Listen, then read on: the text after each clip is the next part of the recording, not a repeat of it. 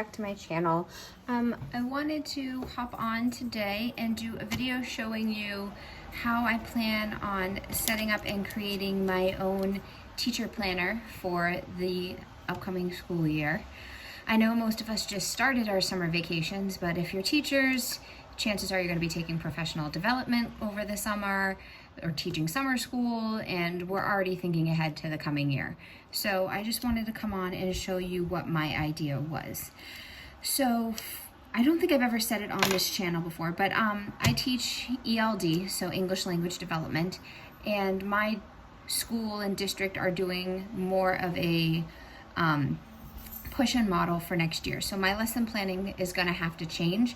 So I decided to go with making my own planner for the year instead of investing in the big Happy Planner, official teacher planner. Those are great and I love them. I've used them in the past. But again, I'm not really sure what my lesson planning is going to be looking like, what grades I'm going to be pushing into, and because I teach middle school, so that's 5th, 6th, 7th, and 8th.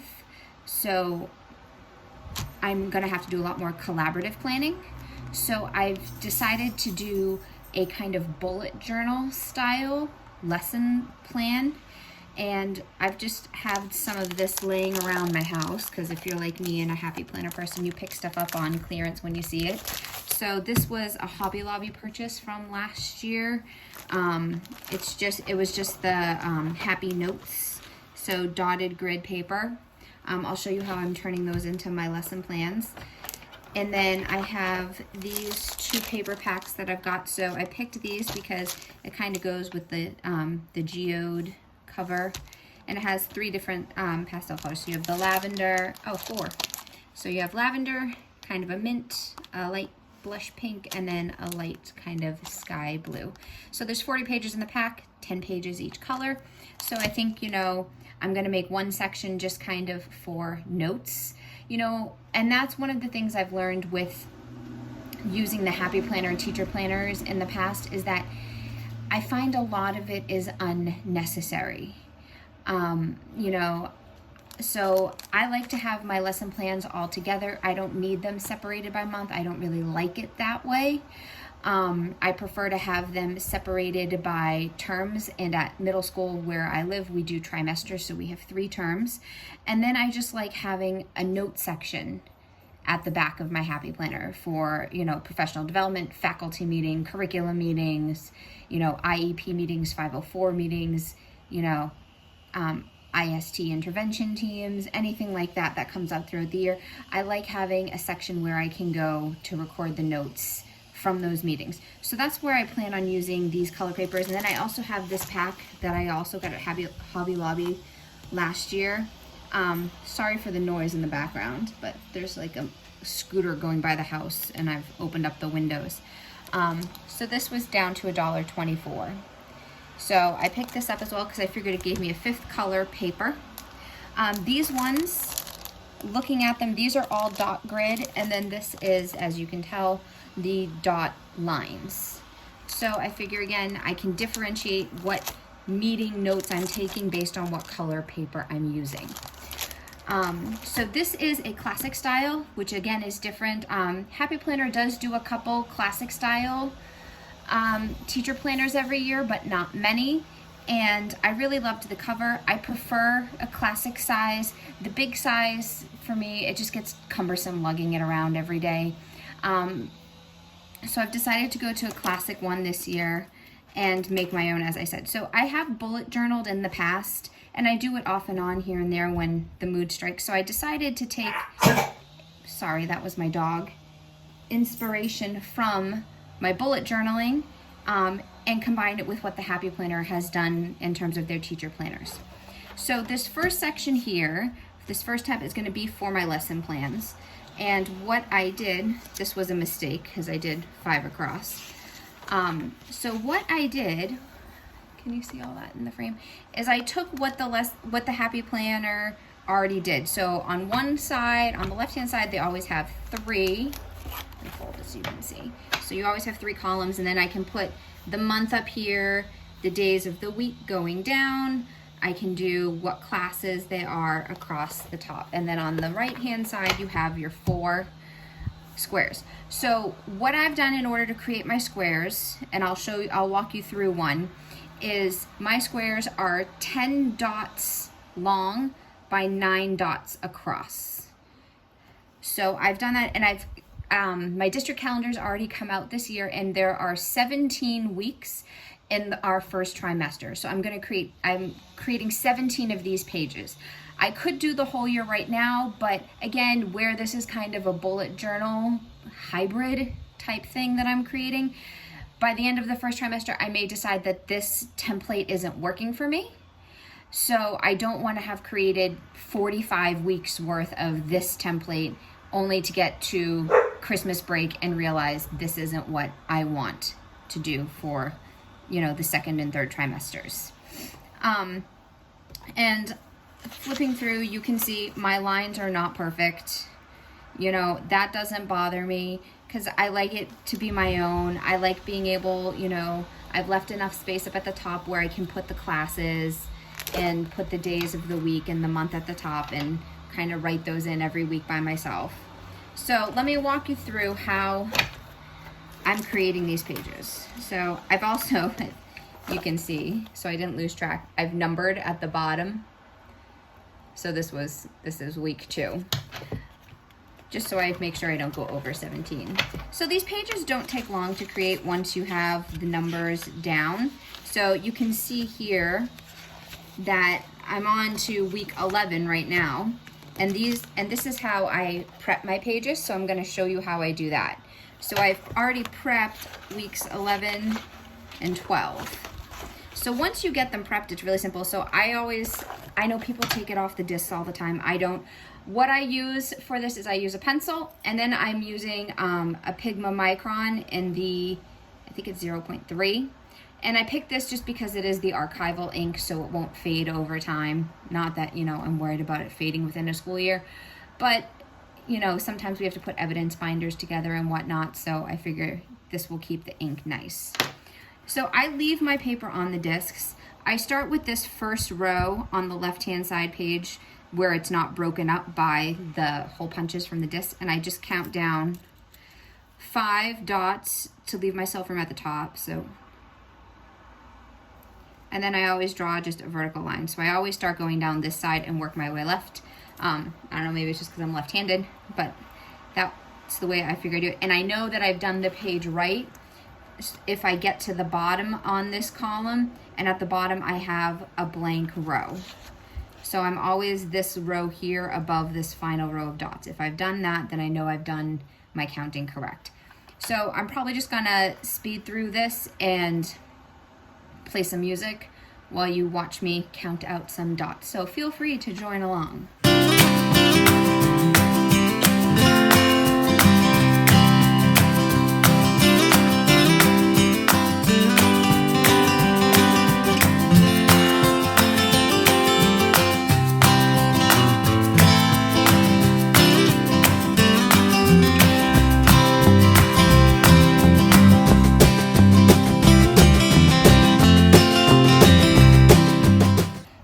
Stop here for a sec so you can see what I've done. So I've done my 10 length all the way down the far hand column, and then I always do a horizontal line when I get to the 10, and then I skip, leave a little space, and then I start on the next dot and I go down 2. And then across the top, what I do is I count over my 9, and then I do my draw my line for my next group, my next box, and so on. So again, this side only needs 3. So now from all of this, I can just very quickly fill in the rest because all the dots are just gonna line up. So I just have to finish doing my little notation with lines. So if I go down here, horizontal, horizontal, vertical, vertical.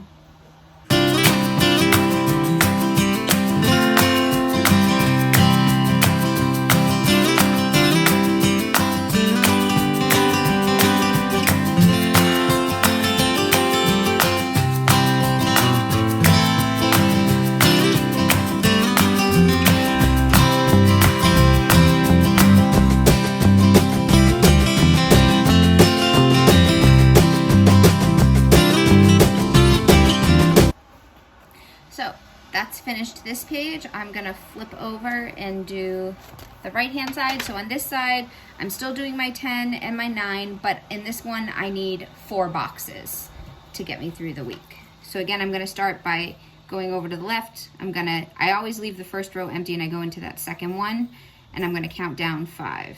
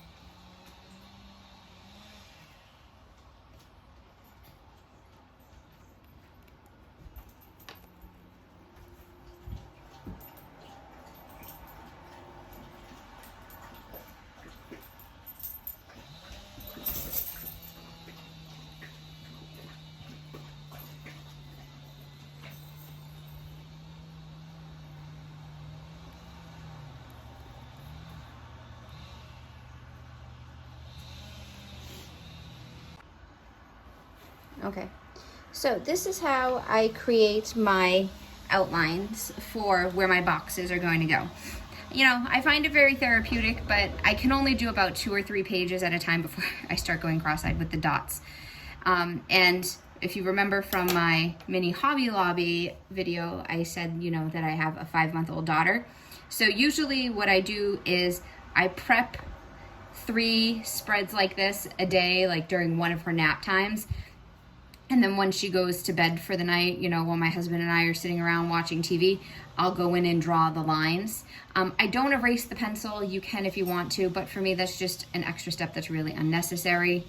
And that's usually what I do at night when I watch TV, because it doesn't take that long. I'll go through it now. Again, I'll speed up the footage and play some music, but at least this way you can see how I would complete 1 week's worth of bullet journal lesson planning.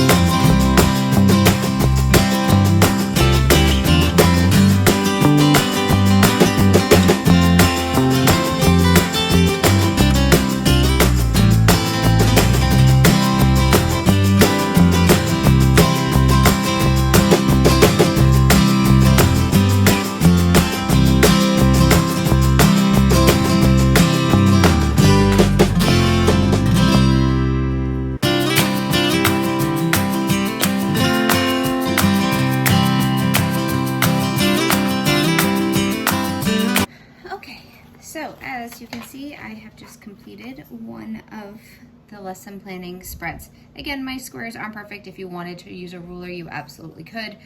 I did that the first couple times, but it just took me far too long, and I'm not worried about perfection.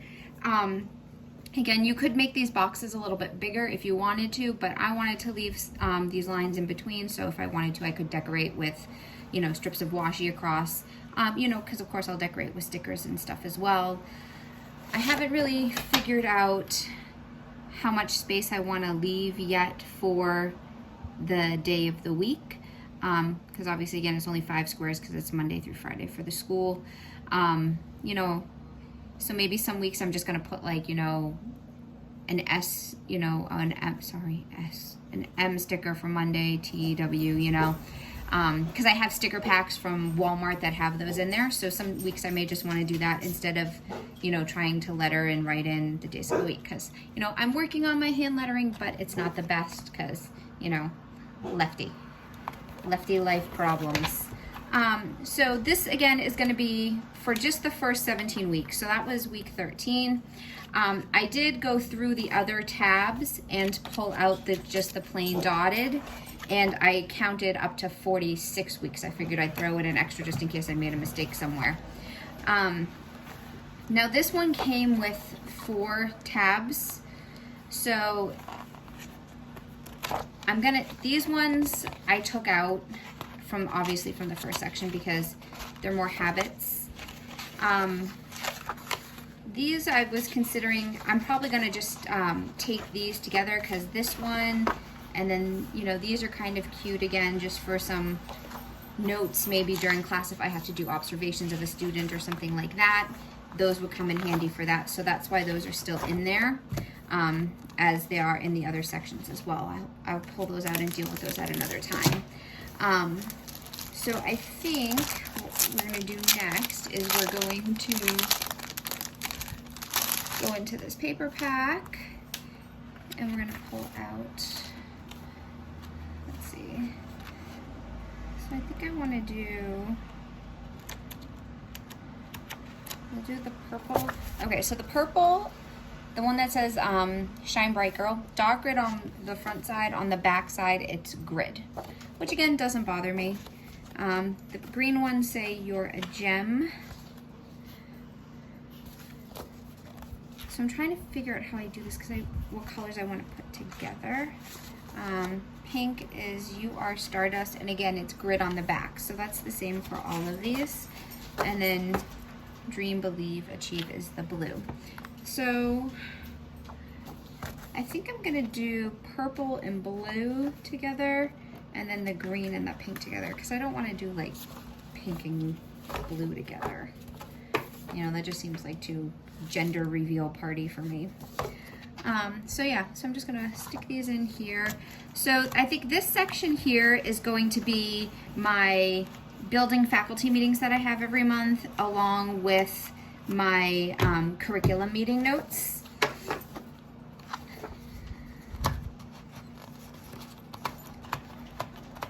So 10 pages go in very easily. And then in this section here, we're gonna do the green and the pink. So we'll do the pink first. And then I think this third section is going to be for my professional development meetings, because we have several professional development days throughout the first trimester. And the green will probably be for any kind of IST intervention referrals. And then in the back, in this last section, is where I'm going to put this extra white paper for now, just so that it's there and I can pull from it as needed. So there is 20 sheets for this one, and I think I actually combined this with another pack. That's why, yeah, because you can see some of this is, sorry, I hit the camera stand. So some of this is double grid sided, and then you have the double lined. So I'll do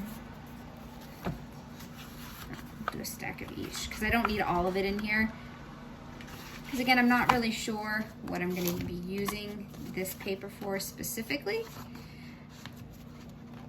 But, you know, like me and most teachers, I'm sure you guys out there, you like to color code and differentiate different pages for different things. I am no different, so I'm gonna have these in the back, just in case. I mean, I always date and label everything anyway. So, there you have it. This is going to be my Teacher Happy Planner notebook for the year. I appreciate you staying through to the end. If you haven't done so already, please hit that subscribe button and the bell icon so that way you will be notified anytime I upload. If you liked this video and when my school year starts, if you want to see how I kind of use these lesson planner templates and you want to see some planning in this, please leave a comment below. I'm happy to make more videos like this. It is on the longer side because it's a setup, but you know, we can try a couple, you know, weekly lesson plan spreads and stuff once I get into school and see what I'm teaching and how my lesson planning is actually going to work this year. I'm happy to do that in case you're, you know, kind of a push-in teacher like me who has to do things a little bit differently. I'm happy to show you the way that I'm going to be figuring things out and we can go through it together. So I will see you all next time. Have a good day, everybody. Bye.